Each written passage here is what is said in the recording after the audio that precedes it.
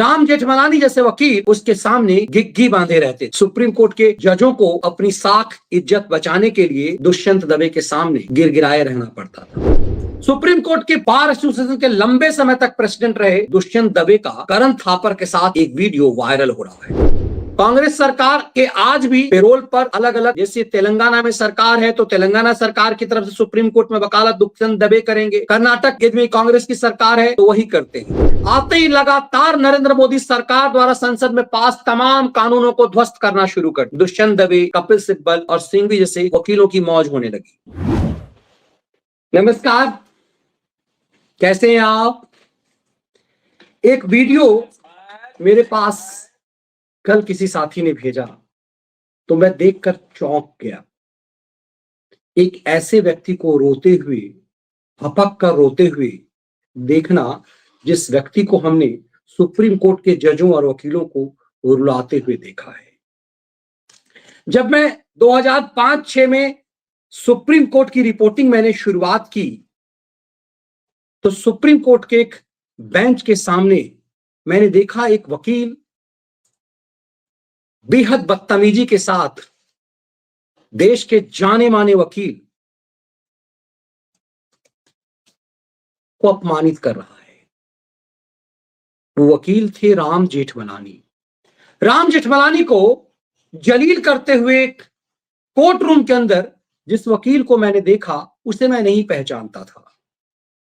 तो मैंने किसी सुप्रीम कोर्ट के पुराने साथी से पूछा कि ये कौन है, तो पता चला ये दुष्यंत दवे हैं।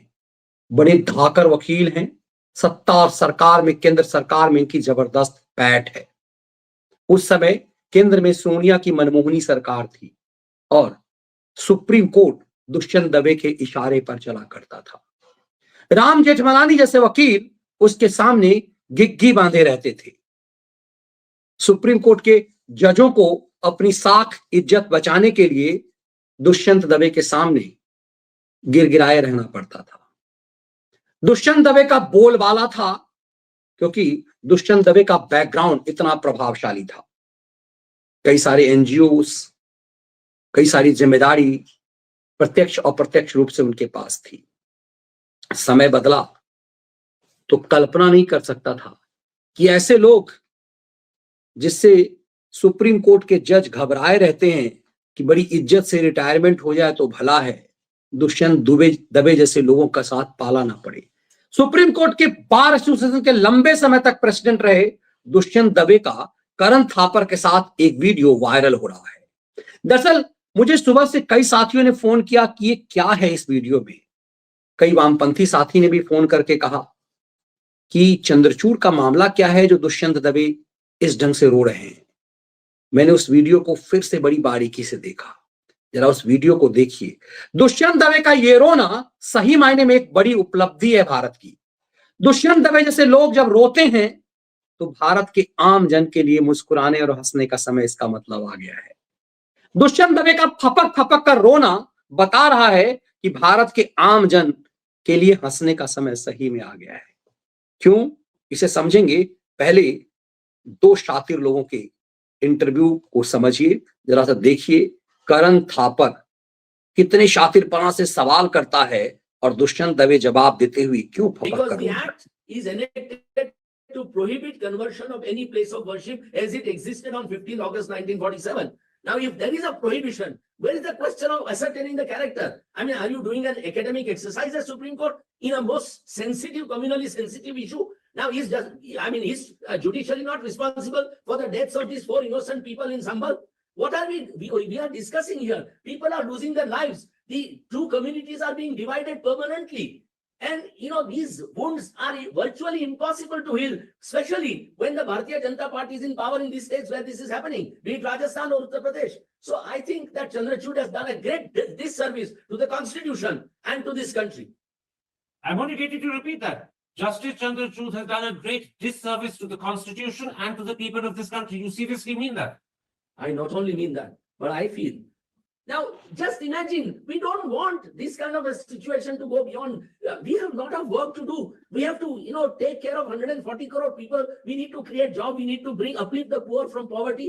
We need education. We need good health. We need peace, we need harmony, we need prosperity. All this vanished will Karan. I can tell you one thing.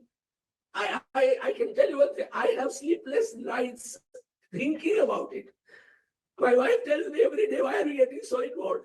But I am involved because I am worried about my country. I am worried about my lovely. You don't know how much it is impacting me.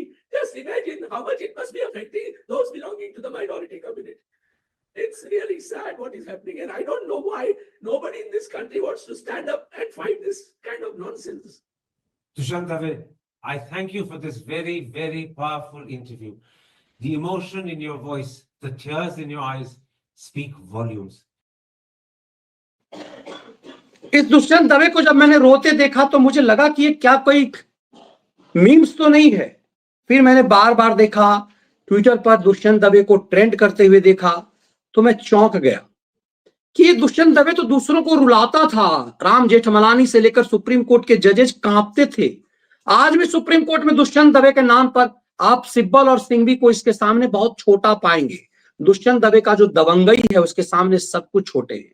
ये दुष्यंत दवे रो रहा है और दुष्यंत दवे ने रोते हुए जो बात कही है वो चौंकाने वाला है।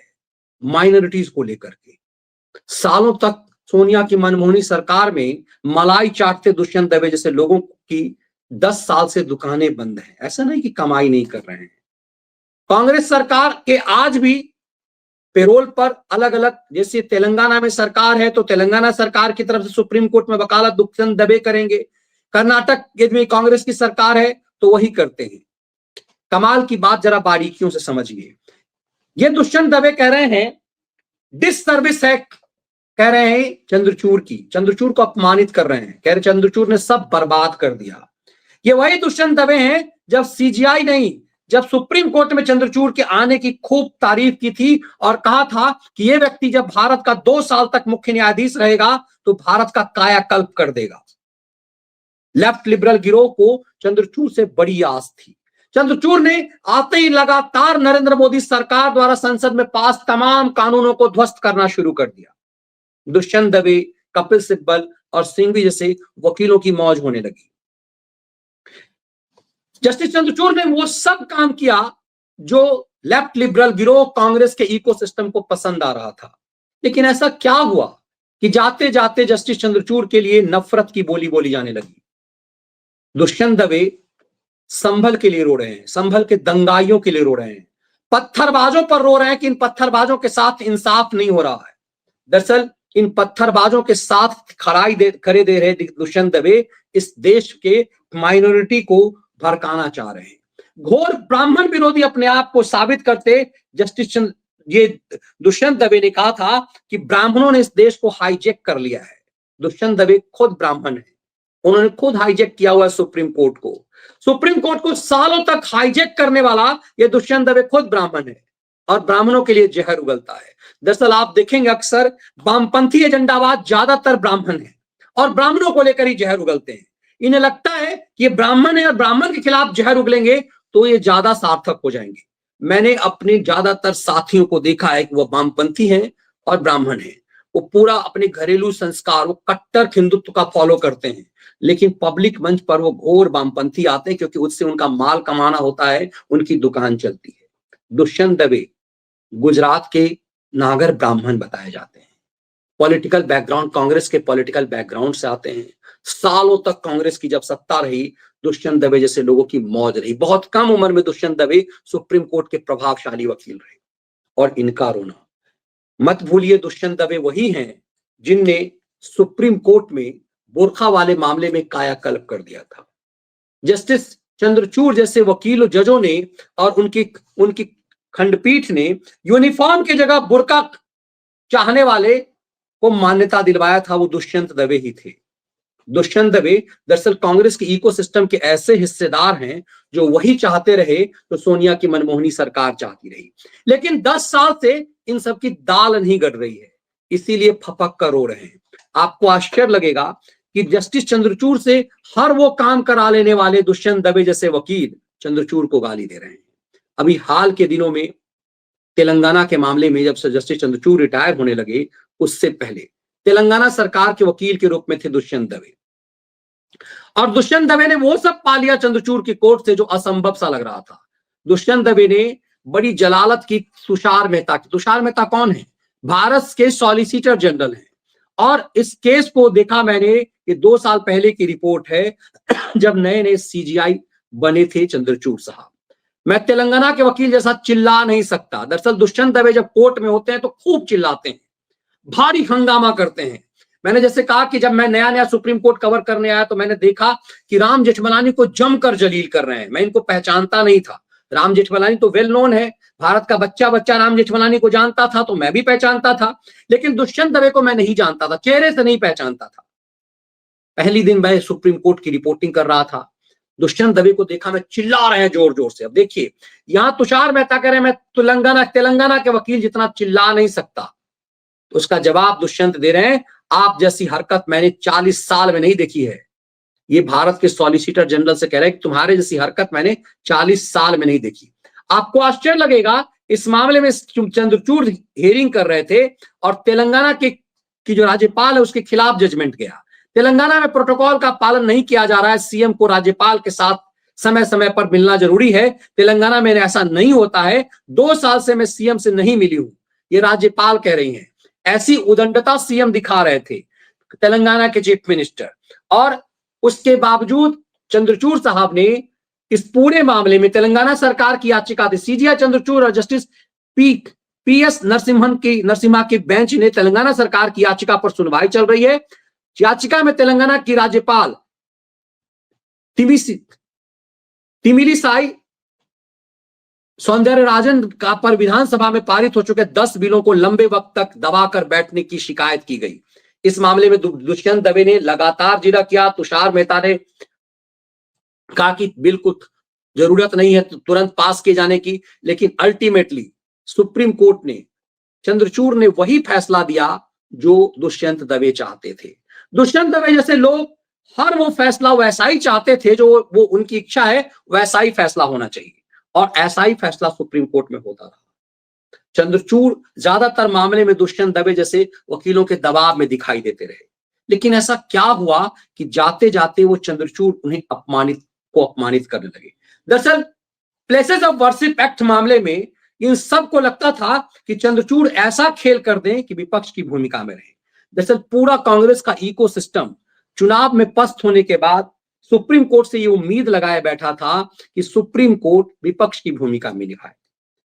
जाते जाते डीवाई चंद्रचूड़ ये कह गए कि सुप्रीम कोर्ट का काम विपक्ष की भूमिका निभाना नहीं है। आपको याद होगा, डीवाई चंद्रचूड़ ने जाते समय कहा था कि हम विपक्ष की भूमिका नहीं निभा सकते। दरअसल चंद्रचूड़ साहब हार गए थे। सरकार के खिलाफ कितने फैसले देते, आप जितने भी मामले सुप्रीम कोर्ट में आप देखेंगे, आप चौंक जाएंगे कि मोदी सरकार ने संसद से जितने बिल पास करवाए उस सब को सुप्रीम कोर्ट में चुनौती दी गई।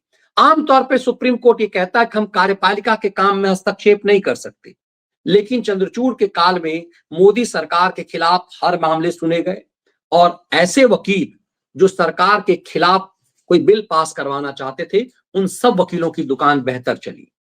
लेकिन आखिरकार सुप्रीम कोर्ट विपक्ष नहीं बन सकता। चंद्रचूड़ विपक्ष की भूमिका नहीं। मोदी सरकार के खिलाफ कई जजमेंट तो चंद्रचूड़ दे के चले गए। केजरीवाल को खुश करने वाले, सिंघवी और सिब्बलों को खुश करने वाले दुष्यंत दवों को खूब खुश करके चले गए, लेकिन वो सरकार के खिलाफ विपक्ष जैसी भूमिका में नहीं गए। 2 साल चंद्रचूड़ रहे। बाकी के जज कुछ महीने रहते हैं, जैसे संजीव खन्ना भी 6 महीने में चले जाएंगे, फिर आने वाले जजेज भी इतना लंबा समय नहीं रह पाएंगे। लेकिन चंद्रचूड़ से इन सबको आस थी कि चंद्रचूड़ इस 2 साल में नरेंद्र मोदी की रीढ़ तोड़ दें, विपक्ष की भूमिका में निभाएं। चंद्रचूड़ ने साफ कहा कि हम विपक्ष की भूमिका नहीं निभा सकते। बस यही वजह है कि सब हताश हो गए। इन सबको लगता था कि 2019 से पहले, चंद्रचूड़ के दौर से पहले, बहुत बहुत महत्वपूर्ण बात समझिएगा, कांग्रेस के इकोसिस्टम को लगता था कि 2019 से पहले खत्म कर दिया जाए मोदी को। जब यह संभव नहीं हुआ तो सबकी उम्मीद चंद्रचूड़ से बढ़ी, और जब 2022 में चंद्रचूड़ सीजीआई बने तो ये लगातार नैरेटिव चलाया जा रहा है 2 साल चंद्रचूड़ के पास समय है, इस 2 साल में चंद्रचूड़ नरेंद्र मोदी को बर्बाद कर देंगे। लेकिन नरेंद्र मोदी का कुछ भी बिगाड़ नहीं पाए चंद्रचूड़, तो फिर इन सब की आस खत्म हो गई। अब इन्हें लगता है कि मोदी से बचना मुश्किल है। दरअसल इन सब की हताशा चंद्रचूड़ को लेकर इस लिहाज से है कि इन्हें लगता है कि अब मोदी से बचना मुश्किल है, मोदी को हटाना असंभव है, मोदी और ज्यादा प्रभावशाली हो जाएंगे। इन सबको लगता था कि 2024 के चुनाव से पहले मोदी के खिलाफ इतने सारे जजमेंट हो जाएं कि मोदी की साख चौपट हो जाए, मोदी को सस्पेंड कर दिया जाए। 2024 से पहले ये संभव नहीं हो पाया, चंद्रचूड़ से ये नहीं करवा पाए। चंद्रचूड़ चुनाव के बाद तक भी कायम रहे, चुनाव उनके काल में होना था और ये सब चीज चंद्रचूड़ नहीं कर पाए। दरअसल यही हताशा था। इन सबको लगता है कि नरेंद्र मोदी को वोट के माध्यम से हटाना मुश्किल है, न्यायपालिका के माध्यम से ही हटाया जा सकता है। और 3 महीना 4 महीना तक सुप्रीम कोर्ट का जज रहने वाला व्यक्ति किसी भी ढंग से मोदी को अहित नहीं कर सकता। इसीलिए इन सबको चंद्रचूड़ से बड़ी उम्मीद थी। ये आस चंद्रचूड़ खत्म कर गए कि हताशा इसी बात को लेकर के है। ये रोना इनका आखिरी हताशा है, उम्मीदों का खत्म हो जाना है। इसीलिए कांग्रेस का पूरा इकोसिस्टम अब दहाड़ मार मार कर रो रहा है। और जब कांग्रेस का ये पूरा इकोसिस्टम और उसका प्रभावशाली व्यक्ति कैमरे पर दहाड़ मारकर रोता है, तो ये भारत के आम जन के लिए खुशी का समय है। उसे लगना चाहिए इसका मतलब है कुछ अच्छा हो रहा है। आगे आगे देखिए होता है क्या।